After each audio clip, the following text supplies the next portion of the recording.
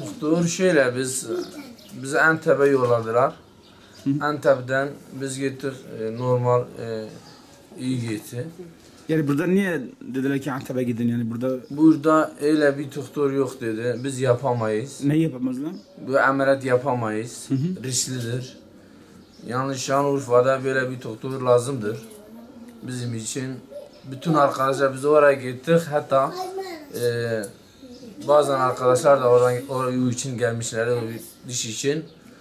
Ama yalnız işte onlarda en az 4-5 sefer gitmemiz lazım yani. Hem biz hem o diğer arkadaşlar.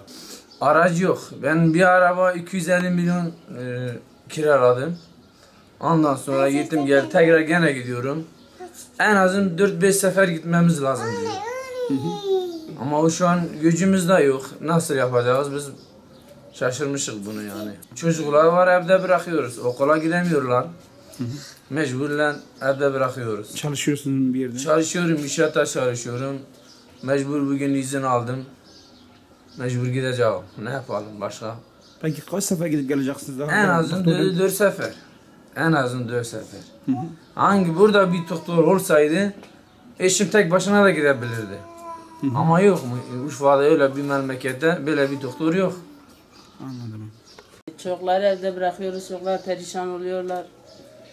Her biri bir yerde o kadar yol gidip geliyoruz, bir sürü para gidiyor. Yani eşim inşaatta çalışıyor, işini bırakmak zorunda kalıyor. Burada bir hastane olsaydı kendi başıma da giderdim yani ona ihtiyacım olmazdı. Cerrahi doktoru değil mi? Tabii ki. Yani gittik geldik yani hiçbir şey sadece böyle diş kireçlemelerini temizledi geldik. Hiçbir şey yapmadı yani. Yani o kadar yol yani gidiyoruz geliyoruz o kadar para gidiyor yani boş boşuna gidiyoruz. Çünkü burada olsaydı yani tek başıma da gidip gelirdim yani. O kadar büyük bir yani şehirde öyle bir doktor yoktur.